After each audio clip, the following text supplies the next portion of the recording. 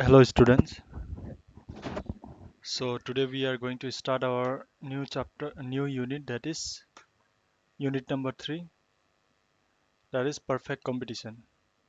So before discussing perfect competition market, we should know what is the meaning of market. Okay?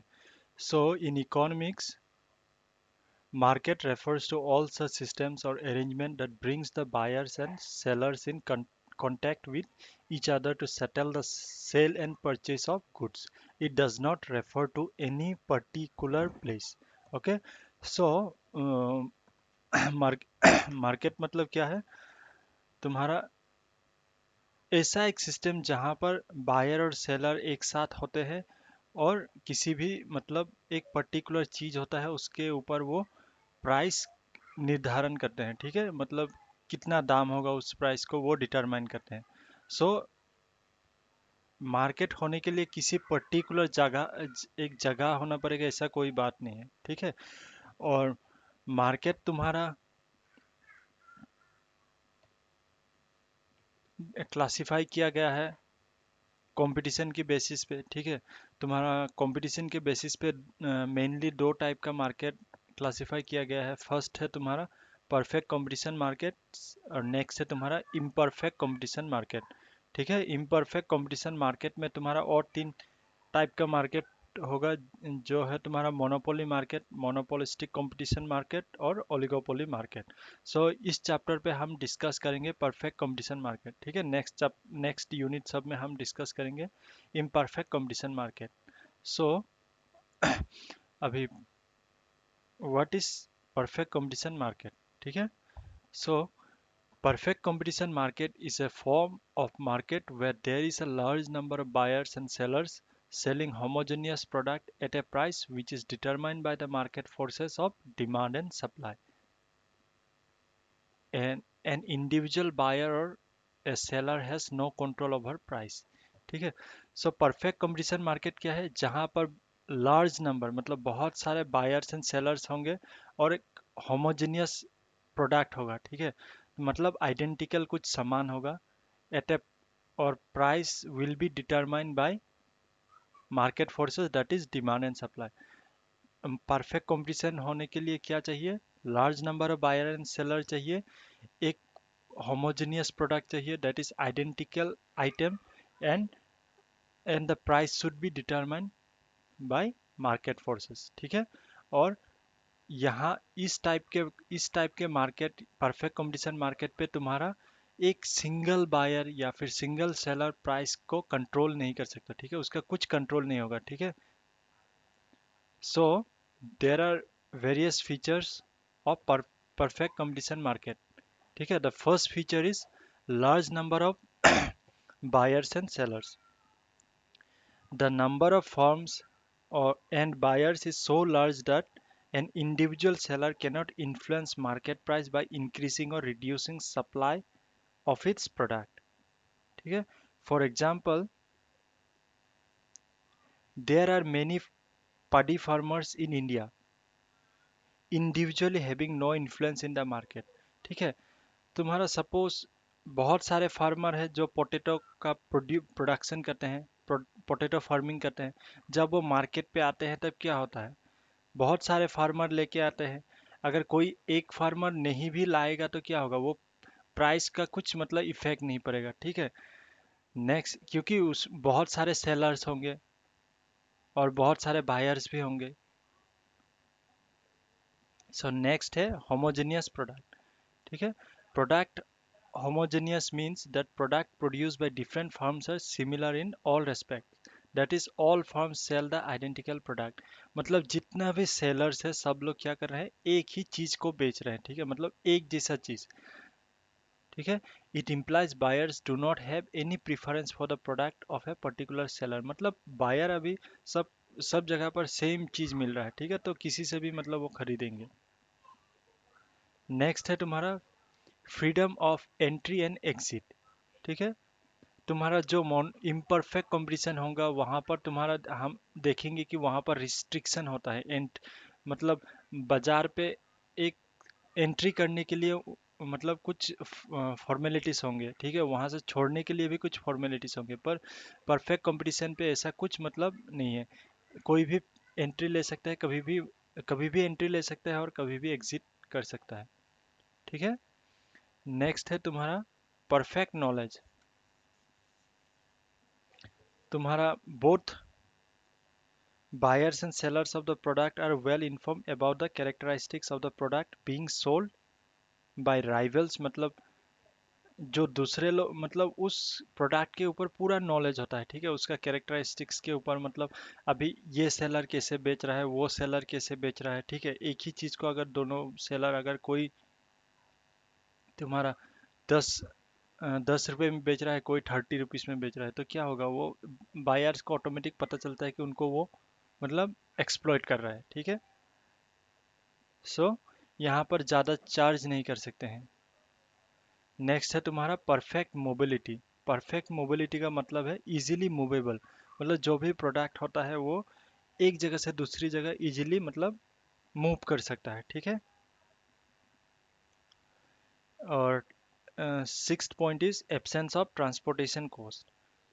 For single price to prevail in all parts of the market, the buyers need not incur any transportation cost of buying for the same product. मतलब क्या होता है, अभी सब जगह पर same product है तो क्या होता है, यहाँ पर ट्रांसपोर्टेशन कॉस्ट नहीं होता है, ठीक है। साथ ही साथ तुम्हारा एडवर्टाइजमेंट कॉस्ट भी नहीं होता है। सो नेक्स्ट, ये सब है तुम्हारा features of perfect competition market, ठीक है।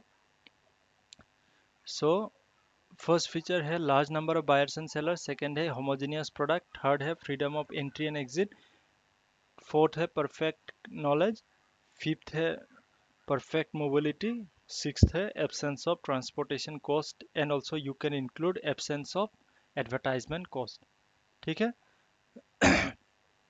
सो अभी हमें परफेक्ट कंपटीशन मार्केट जानने से पहले हमें रेवेन्यू क्या है और रेवेन्यू कर्व्स, तीन इंपॉर्टेंट रेवेन्यू कर्व्स है, उन सब का कर्व इस कंपटीशन, इस मार्केट या फिर कंपटीशन पे किस कैसा शेप होगा वो जानना बहुत इंपॉर्टेंट है, ठीक है। सो पहले हम देखते हैं व्हाट इज रेवेन्यू, ठीक है। Revenue implies A firms income from selling it's product over A given period of given time period, ठीक है। मतलब एक चीज को बेचकर वो, सपोज कुछ तुम्हारा क्या बोल, सपोज कोई फार्मर है, ऑनियन प्रोड्यूस कर रहा है, ठीक है। उस ऑनियन को जितना वो मतलब प्रोड्यूस किया था, वो बेच के जितना अर्न किया, उसी को हम बोलते हैं रेवेन्यू, ठीक है। सो रेवेन्यू का तुम्हारा रेवेन्यू का फॉर्मूला है कॉस्ट प्लस प्रॉफिट, ठीक है। वो रेवेन्यू जब वो बेचेगा क्या करेगा, कितना उसका खर्च होगा उसका भी वो प्राइस वहाँ पर लगाएगा, ठीक है। और उसी के साथ साथ जो जितना लेबर वो मतलब जितना भी खर्चा होगा वो उसी पर सेट कर देगा, ठीक है। उसी के साथ वो क्या प्रॉफिट अर्न करना भी उनका मोटिव है, तो वो थोड़ा एक्स्ट्रा चार्ज करेगा, ठीक है। इसीलिए रेवेन्यू का फॉर्मूला है कॉस्ट प्लस प्रॉफिट, और प्रॉफिट का फॉर्मूला क्या है, रेवेन्यू माइनस कॉस्ट, ठीक है। So there are mainly three types of revenue, that is total revenue, marginal revenue and average revenue, ठीक है। तुम्हारा रेवेन्यू तीन तीन टाइप से एस्टिमेट कर सकते हैं, टोटल रेवेन्यू है, मार्जिनल रेवेन्यू है एंड एवरेज रेवेन्यू, ठीक है। सो